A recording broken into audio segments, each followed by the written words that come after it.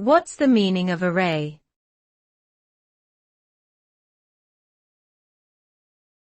Array.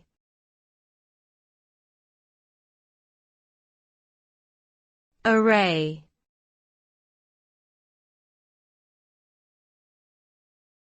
Array.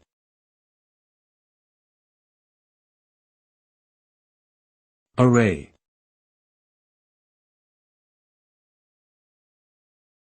In computer programming, an array is a data structure that stores a collection of elements, such as numbers or strings, in a contiguous block of memory.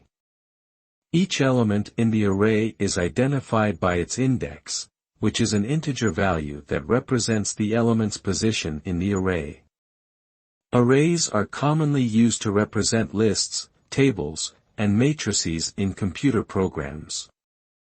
They can be accessed and manipulated using various array operations, such as sorting, searching, and filtering. Overall, arrays provide a convenient way to organize and manage large amounts of data efficiently.